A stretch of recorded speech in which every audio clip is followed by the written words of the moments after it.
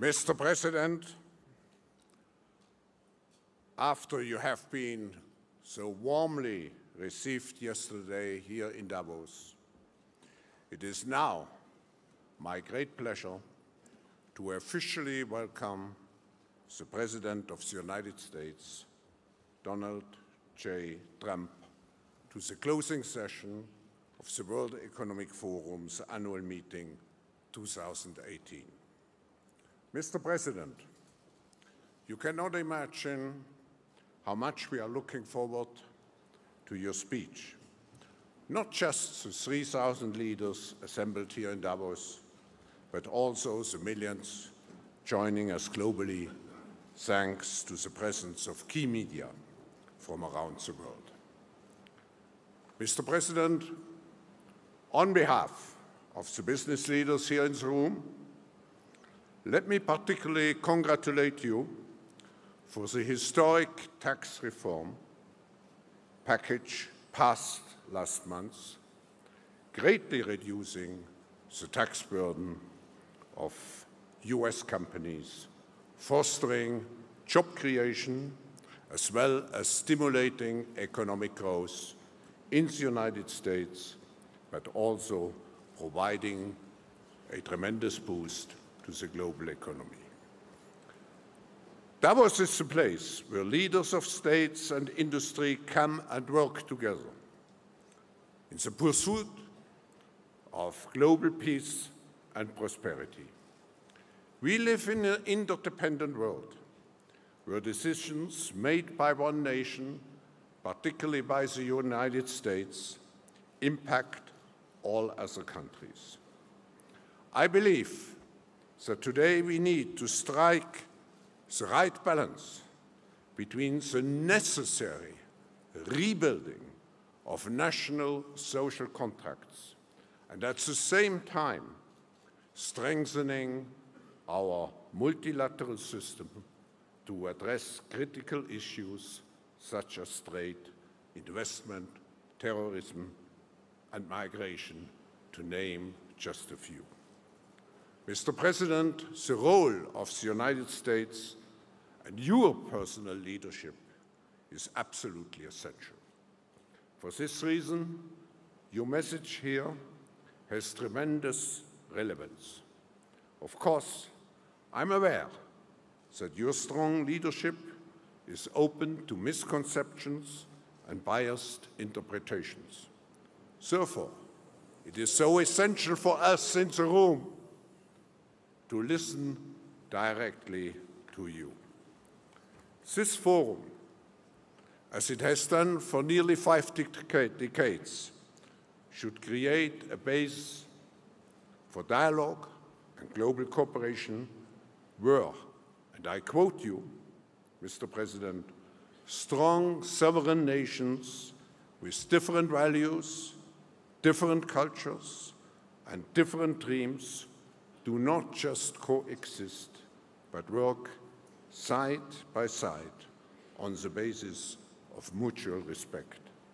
Ladies and gentlemen, please welcome the 45th President of the United States, Donald J. Trump, to the stage.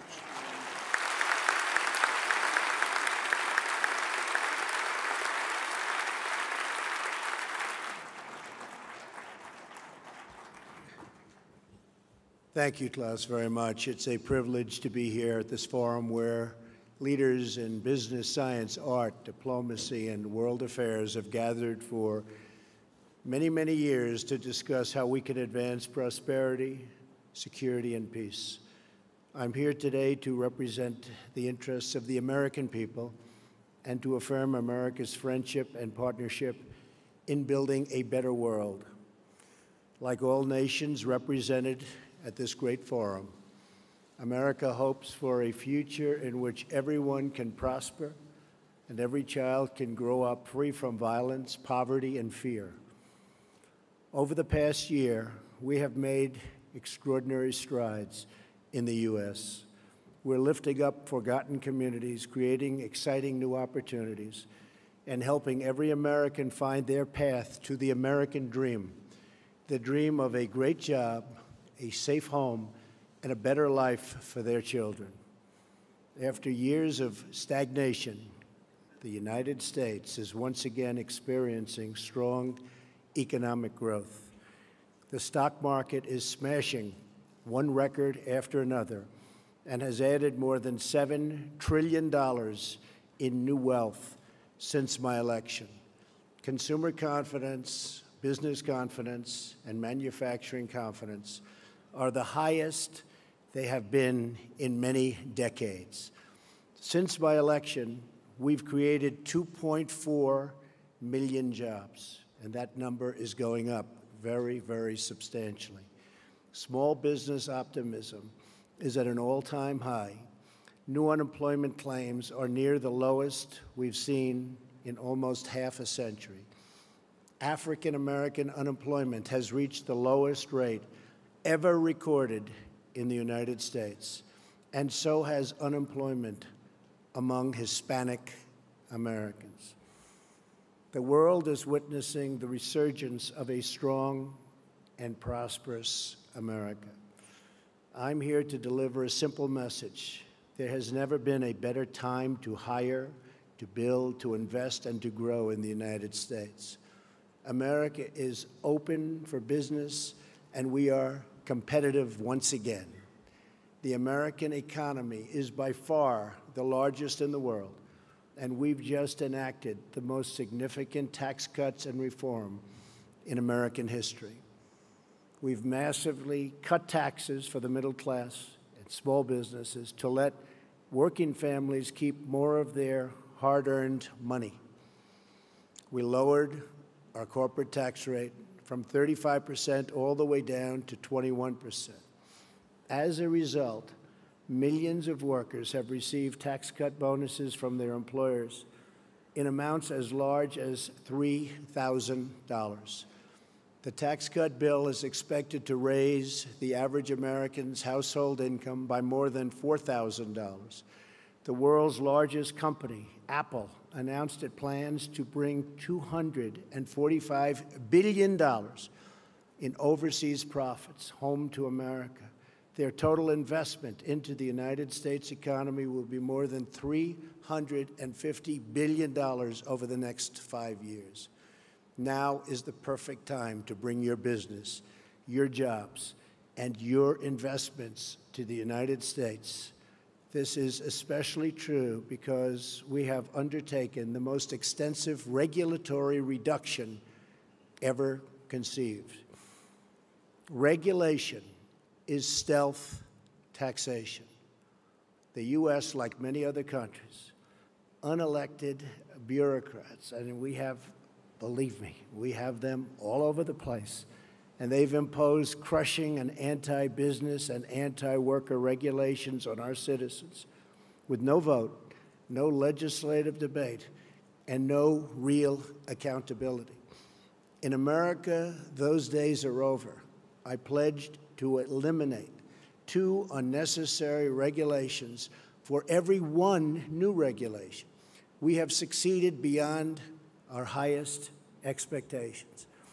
Instead of 2 for 1, we have cut 22 burdensome regulations for every 1 new rule. We are freeing our businesses and workers so they can thrive and flourish as never before. We are creating an environment that attracts capital, invites investment, and rewards production. America is the place to do business. So come to America, where you can innovate, create, and build. I believe in America. As President of the United States, I will always put America first, just like the leaders of other countries should put their country first also. But America first does not mean America alone. When the United States grows, so does the world.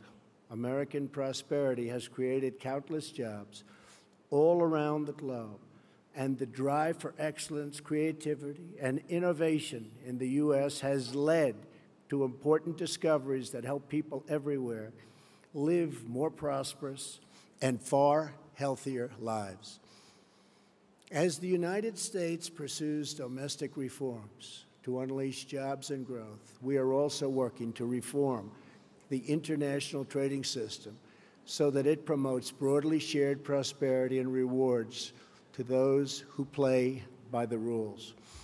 We cannot have free and open trade if some countries exploit the system at the expense of others. We support free trade, but it needs to be fair and it needs to be reciprocal, because in the end, unfair trade undermines us all. The United States will no longer turn a blind eye to unfair economic practices, including massive intellectual property theft, industrial subsidies, and pervasive state-led economic planning. These and other predatory behaviors are distorting the global markets and harming businesses and workers, not just in the U.S., but around the globe.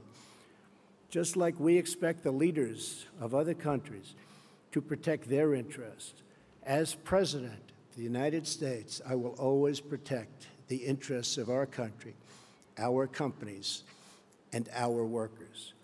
We will enforce our trade laws and restore integrity to our trading system. Only by insisting on fair and reciprocal trade can we create a system that works not just for the U.S., but for all nations. As I have said, the United States is prepared to negotiate mutually beneficial bilateral trade agreements with all countries. This will include the countries in TPP, which are very important. We have agreements with several of them already. We would consider negotiating with the rest, either individually or perhaps as a group, if it is in the interests of all. My administration is also taking swift action in other ways to restore American confidence and independence. We are lifting self-imposed restrictions on energy production to provide affordable power to our citizens and businesses and to promote energy security for our friends all around the world. No country should be held hostage to a single provider of energy. America is roaring back, and now is the time to invest in the future of America. We have dramatically cut taxes to make America competitive. We are eliminating burdensome regulations at a record pace. We are reforming the bureaucracy to make it lean, responsive, and accountable, and we are ensuring our laws are enforced fairly. We have the best colleges and universities in the world, and we have the best workers in the world. Energy is abundant and affordable. There has never been a better time to do business in America. We are also making historic investments in the American military because we cannot have prosperity without security. To make the world safer from rogue regimes, terrorism, and revisionist powers, we are asking our friends and allies to invest in their own defenses and to meet their financial obligations. Our common security requires everyone to contribute their fair share. My administration is proud to have led historic efforts at the United Nations Security Council and all around the world to unite all civilized nations in our campaign of maximum pressure to denuke the Korean Peninsula. We continue to call on partners to confront Iran's support for terrorists and block Iran's path to a nuclear weapon. We're also working with allies and partners to destroy jihadist terrorist organizations such as ISIS, and very successfully so. The United States is leading a very broad coalition to deny terrorists control of their territory and populations, to cut off their funding, and to discredit their wicked ideology. I am pleased to report that the coalition to defeat ISIS has retaken almost 100% of the territory once held by these killers in Iraq and Syria. There is still more fighting and work to be done and to consolidate our gains. We are committed to ensuring that Afghanistan never again becomes a safe haven for terrorists who want to commit mass murder to our civilian populations. I want to thank those nations represented here today that have joined in these crucial efforts. You are not just securing your own citizens, but saving lives and restoring hope for millions and millions of people. When it comes to terrorism, we will do whatever is necessary to protect our nation. We will defend our citizens and our borders. We are also securing our immigration system as a matter of both national and economic security. America is a cutting-edge economy, but our immigration system is stuck in the past. We must replace our current system of extended family chain migration with a merit-based system of admissions that selects new arrivals based on their ability to contribute to our economy, to support themselves financially, and to strengthen our country. In rebuilding America, we are also fully committed to developing our workforce. We are lifting people from dependence to independence because we know the single best anti-poverty program is a very simple and very beautiful paycheck. To be successful, it is not enough to invest in our economy. We must invest in our people. When people are forgotten, the world becomes fractured. Only by hearing and responding to the voices of the forgotten can we create a bright future that is truly shared by all. The nation's greatness is more than the sum of its production. A nation's greatness is the sum of its citizens, the values, pride, love, devotion, and character of the people who call that nation home. From my first international G7 summit, to the G20, to the UN General Assembly, to APEC, to the World Trade Organization, and today at the World Economic Forum, my administration has not only been present, but has driven our message that we are all stronger when free, sovereign nations cooperate toward shared goals, and they cooperate toward shared dreams. Represented in this room are some of the remarkable citizens from all over the world. You are national leaders, business titans, industry giants, and many of the brightest minds in many fields. Each of you has the power to change hearts, transform lives, and shape your country's destinies. With this power comes an obligation, however, a duty of loyalty to the people, workers, and customers who have made you who you are. So together, let us resolve to use our power, our resources, and our voices, not just for ourselves, but for our people, to lift their burdens, to raise their hopes, and to empower their dreams, to protect their families, their communities, their histories, and their futures. That's what we're doing in America, and the results are totally unmistakable. It's why new businesses and investment are flooding in. It's why our unemployment rate is the lowest it's been in so many decades. It's why America's future has never been brighter. Today, I am inviting all of you to become part of this incredible future we are building together. Thank you to our hosts. Thank you to the leaders and innovators in the audience. But most importantly, thank you to all of the hardworking men and women who do their duty each and every day, making this a better world for everyone. Together, let us send our love and our gratitude to make them, because they really make our countries run. They make our countries great. Thank you, and God bless you all. Thank you very much.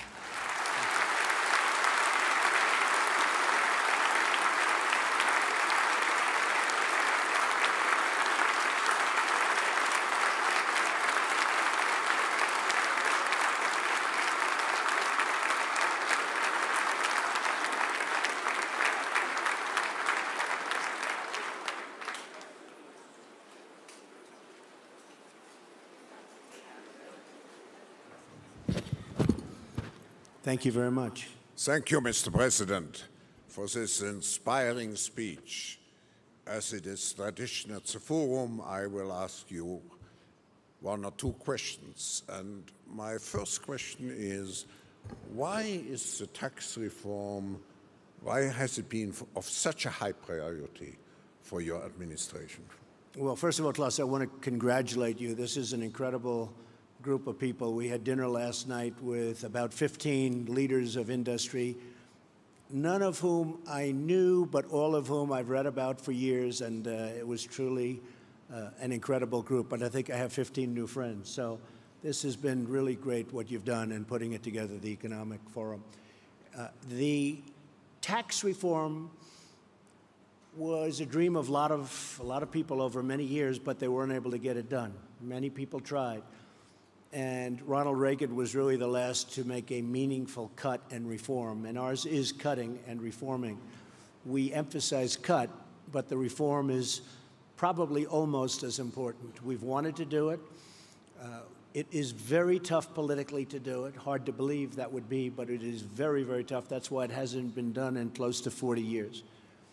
And once we got it going, it was going, and the big, and I wouldn't say a total surprise, but one of the big things that happened and took place is AT&T and some others came out very early and they said they were going to pay thousands and thousands of dollars to people that work for their companies. And you have 300,000, 400,000, 500,000 people working for these companies.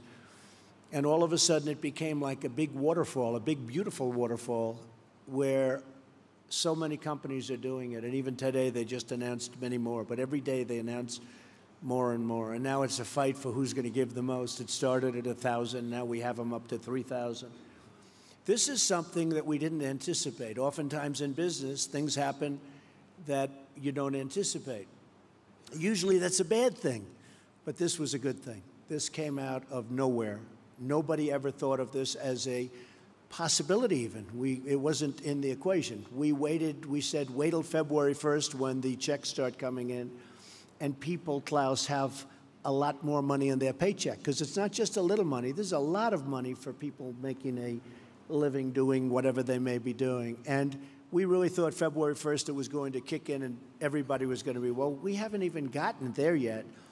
And it's kicked in, and it's had an incredible impact on the stock market and the stock prices. We've set 84 records since my election, record stock market prices, meaning we hit new highs 84 different times out of a one-year period.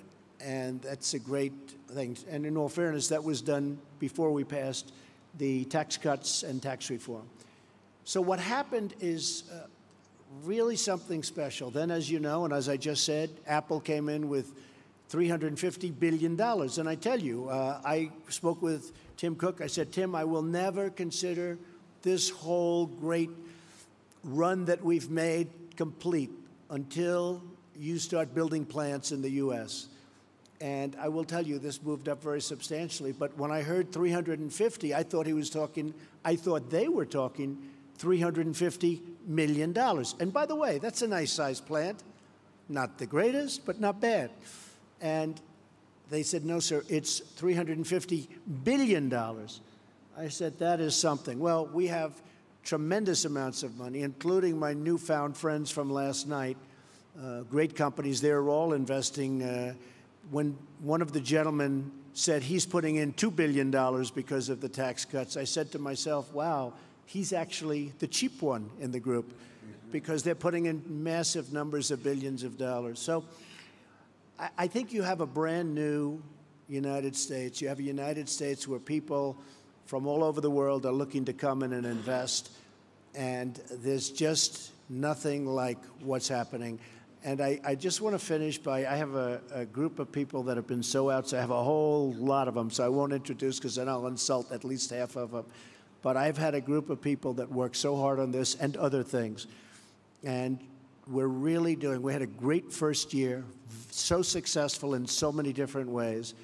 And there's a tremendous spirit when you look at all of the different charts and polls, and you see, as an example, African-American unemployment at the historic low. It's never had a period of time like this. Same with Hispanic. Women at a 17-year low. It's very heartwarming to see, but there's a tremendous spirit in the United States. I would say it's a spirit like I have never witnessed before. I've been here for a while. I have never witnessed the spirit that our country has right now. So I just want to thank you all and all of those that are pouring billions of dollars into our country or $10 into our country. We thank you very much. Thank you. Mr. President, I will ask you maybe a personal question, but before doing so, I just sounds like very interesting. To acknowledge. I didn't know about this one. I would like to acknowledge the strong presence of your cabinet members here, who tremendously contributed to the discussions.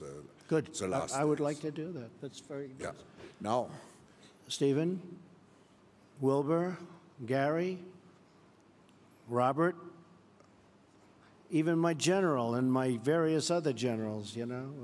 We're making our military protection a little bit better for us, too.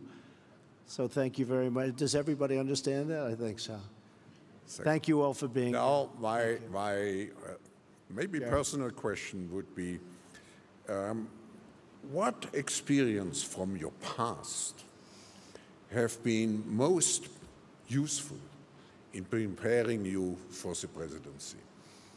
Well, being a businessman has been a great experience for me. I've loved it. I've always loved business. I've always been good at building things, and I've always been very successful at making money. I'd buy things that would fail, that would be failures, and I'd turn them around and try and get them for the right price, and then I'd turn them around, make them successful. And I've been good at it, and that takes a certain ability. And, you know, historically, I guess there's never really been a businessman or business person elected president. It's always been a general or a politician. Throughout history, it's always been a general. You had to be a general, but mostly it was politicians. You never have a businessman. And then, in all fairness, I was saying to Klaus last night, had the opposing party to me won, some of whom you backed, some of the people in the room, instead of being up almost 50%, the stock market is up since my election almost 50%. Rather than that, I believe the stock market from that level, the initial level, would have been down close to 50%. That's where we were heading. I really believe that, because they were going to put on massive new regulations. You couldn't breathe. It was choking our country to death. And I was able to see that, Klaus, as a business person.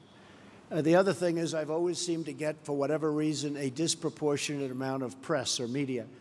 And throughout my whole life, somebody will explain someday why, but I've always gotten a lot. And as a businessman, I was always treated really well by the press. You know, the numbers speak and things happen, but I've always really had a very good press. And it wasn't until I became a politician that I realized how nasty, how mean, how vicious, and how fake the press can be as the cameras start going off in the back.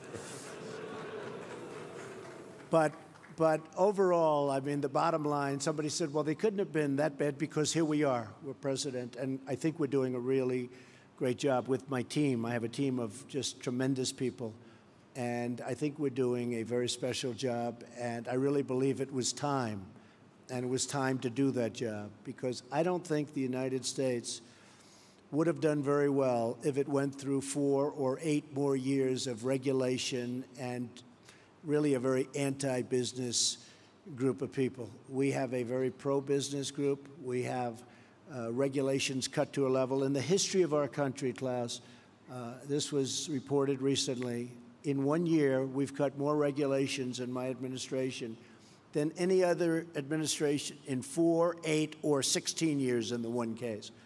We've cut more regulations in 1 year, and we have a ways to go. I mean, we're probably 50% done, and we're going to have regulation. There's nothing wrong with rules and regulations. You need them.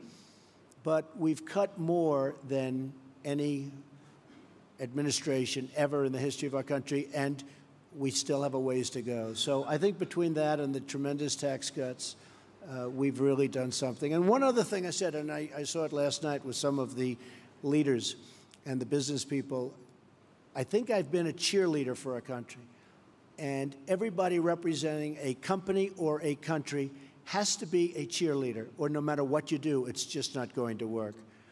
And the reason I'm a cheerleader is because it's easy, because I love our country, and I think we're just doing really well. And we look forward to seeing you in America, special place, and where you are is a special place also. Thank you all very much. I appreciate it.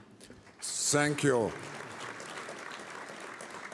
Thank you very much, Mr. President, for being with us.